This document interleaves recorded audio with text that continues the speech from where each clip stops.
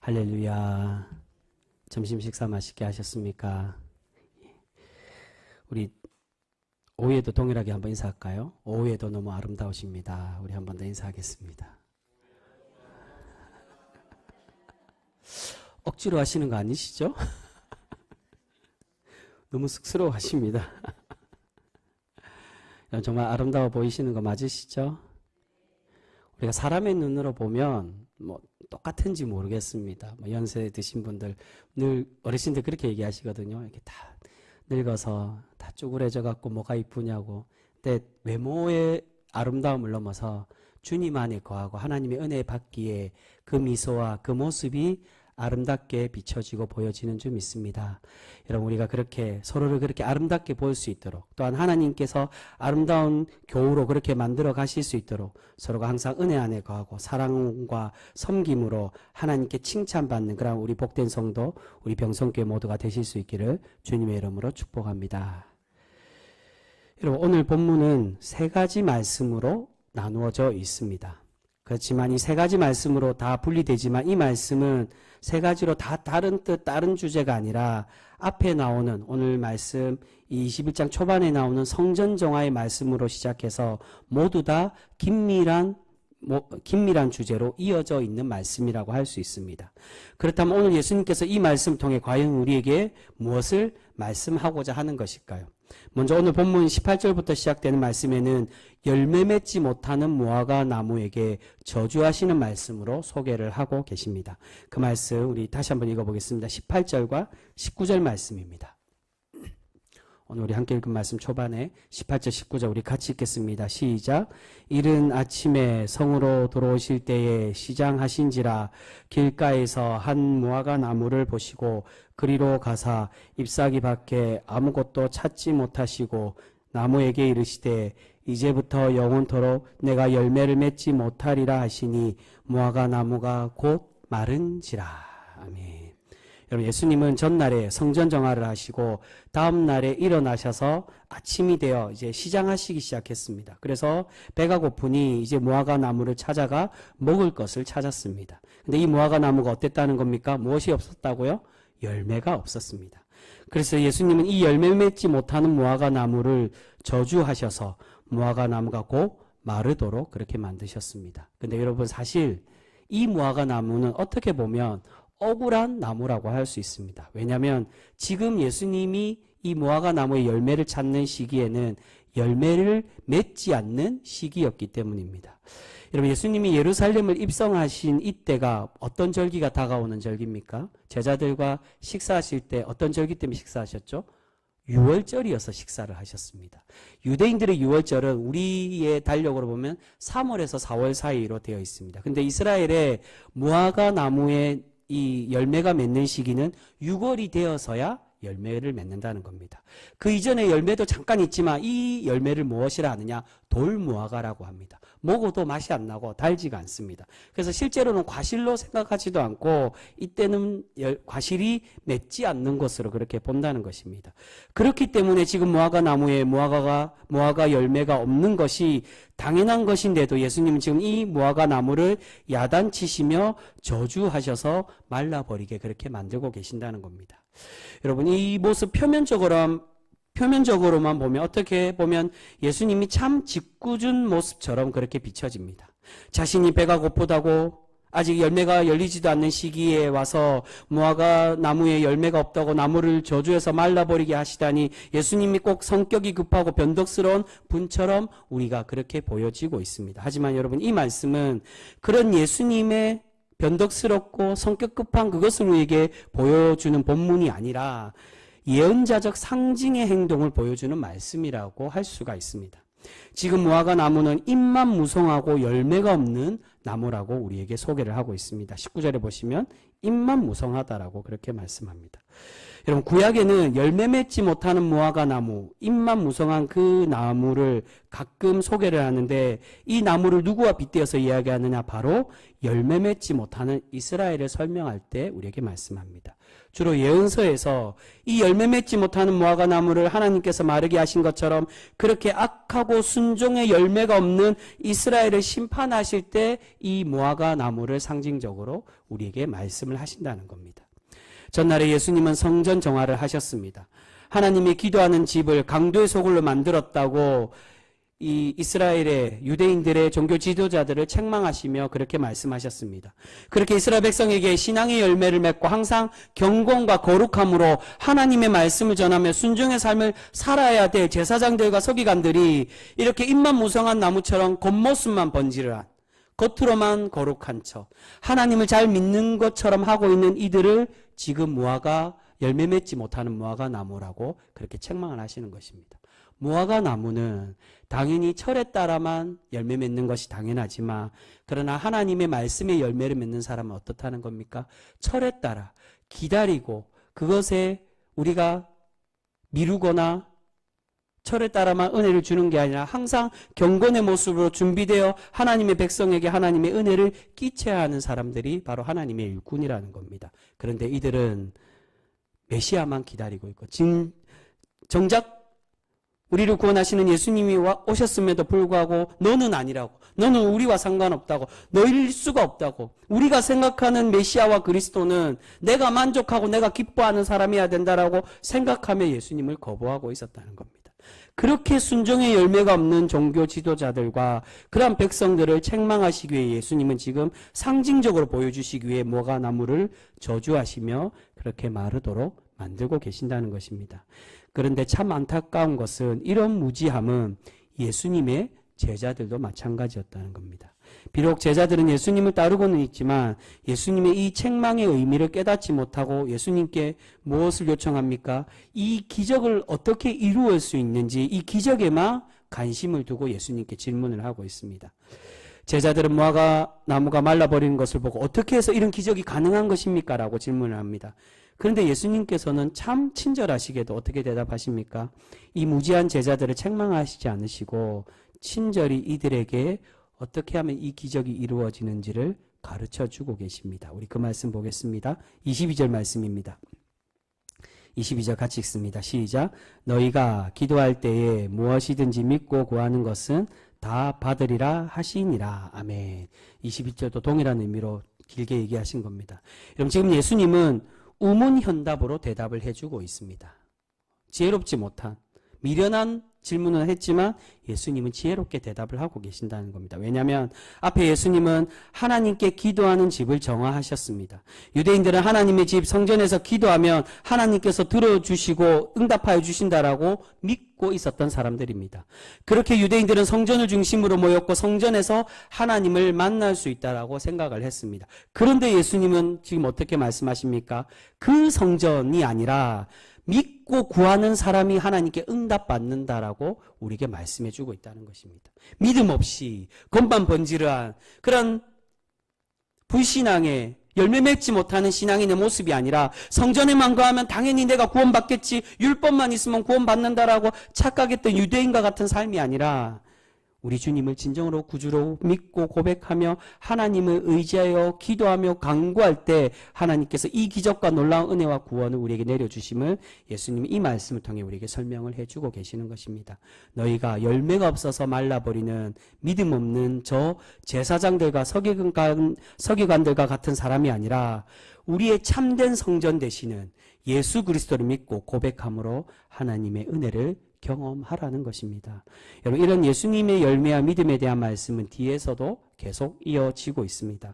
이어서 예수님은 다시 성전에 가셔서 백성들에게 가르침을 주고 계십니다. 그런데 제사장들은 이 모습을 보고 예수님에게 찾아가서 시기하여 과연 당신은 누구에게 권한을 받아서 이런 일을 행하느냐고 예수님께 따져 묻고 있습니다. 여기서 제사장들이 따져 묻는 거 예수님의 행동 모든 것을 의미합니다. 이전에 성전을 정화한 것과 또한 병자들을 고치고 성경을 가르치는 이 모든 것이 자신들의 마음에 들지 않았습니다. 그래서 따져 물은 것입니다. 넌 도대체 누구에게 허락받고 이런 일을 하냐고. 그런데 이런 제사장들의 질문에 예수님은 지혜롭게 대답을 하고 계십니다. 우리 그 말씀 보겠습니다. 25절에서 27절까지 말씀. 25절에서 27절 같이 읽겠습니다. 시작. 요한의 세례가 어디로부터 왔느냐? 하늘로부터냐? 사람으로부터냐? 그들이 서로 의논하여 이르되 만일 하늘로부터라 하며 어찌하여 그를 믿지 아니하였느냐 할 것이요 만일 사람으로부터라 하며 모든 사람이 요한을 선지자로 여기니 백성이 무섭다 하여 예수께 대답하여 이르되 우리가 알지 못하노라 하니 예수께서 이르시되 나도 무슨 권위로 이런 일을 하는지 너희에게 이르지 아니하리라. 아멘.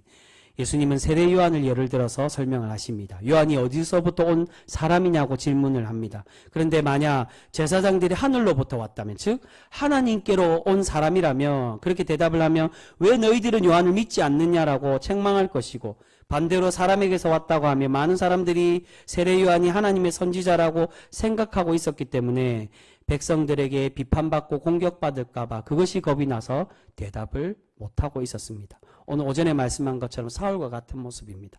자신이 잘못했다면 떳떳하게 회개하고 내가 하나님을 제대로 깨닫지 못했구나라고 하나님을 찾고 구하는 모습이 필요한데, 이 제사장들과 서기관들도 백성들이 두려워 눈에 보이는 내가 거룩하지 못한 게 탄로 날까 봐 그것에만 전전긍긍하여 자신의 이 지도자의 자리만 지키려고 하는 그런 모습을 볼 수 있습니다.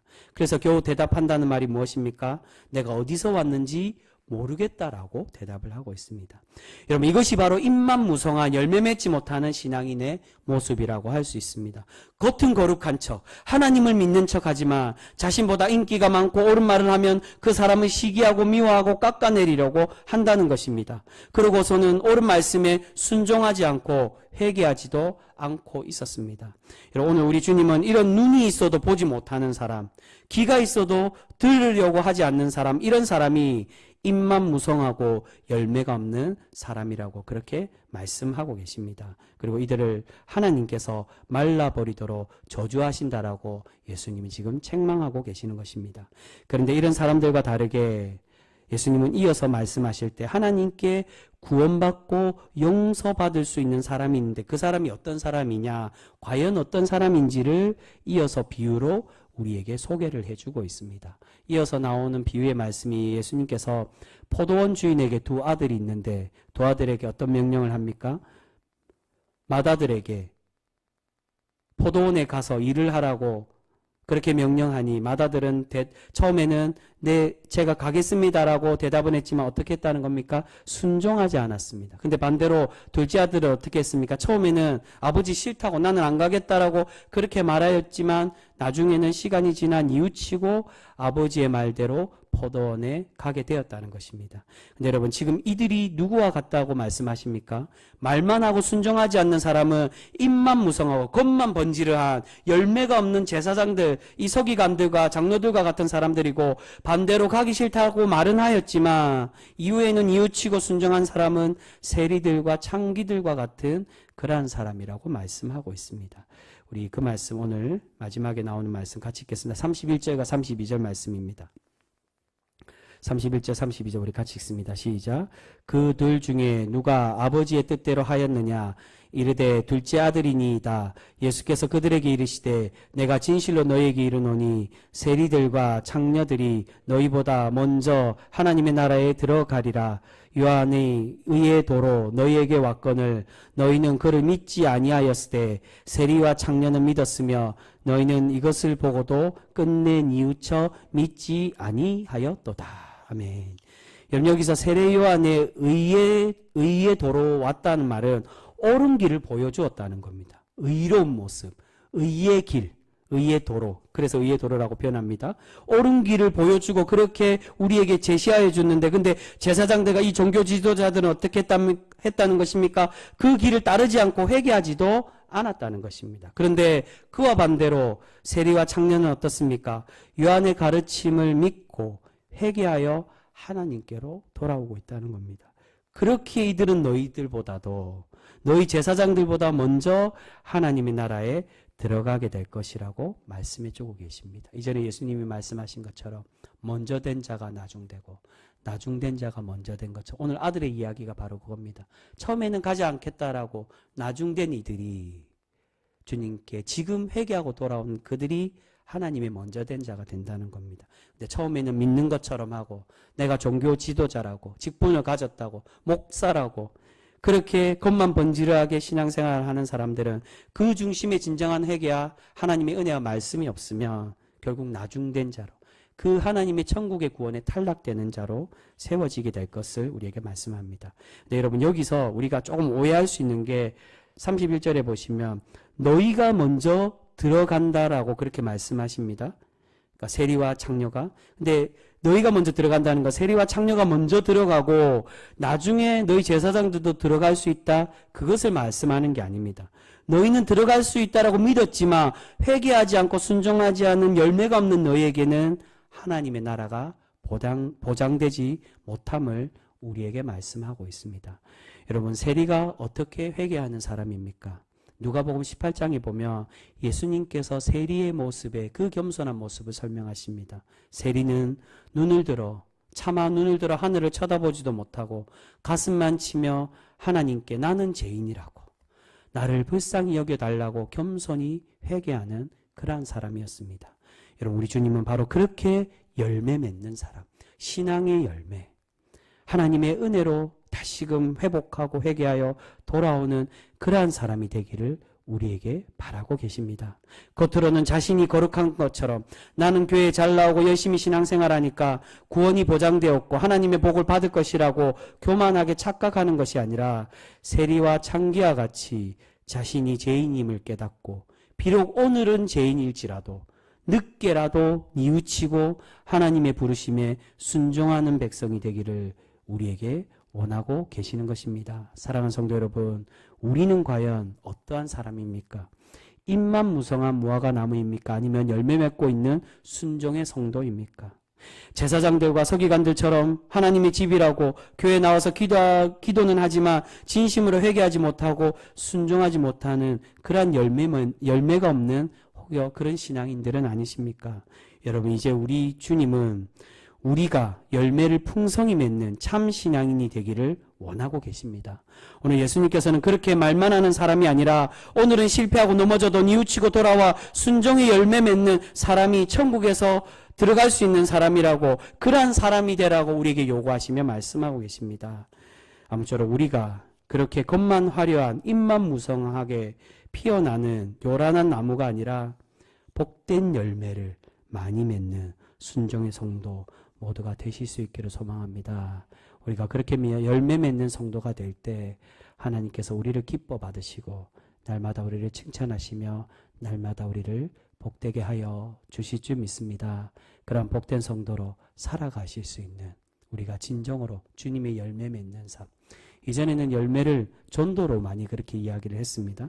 전도의 의미로 사용될 때도 있지만 여기서 말한 열매는 성령의 열매를 말합니다. 거듭나. 그래서 성령의 열매로 표현하는 겁니다. 성령으로 우리가 그렇게 사랑과 희락과 은혜로 거듭나는 삶. 새로워지고 하나님의 말씀에 순종하며 살아갈 수 있는 그런 복된 신앙인의 삶. 그러한 사람으로 거듭나기를 우리에게 바라고 계십니다. 우리가 그렇게 하나님이 기뻐하시는 참된 신앙인의 모습으로 참 열매를 맺는 그런 거룩한 성도 우리 모두가 되실 수 있기를 주님의 이름으로 축복합니다. 기도하겠습니다.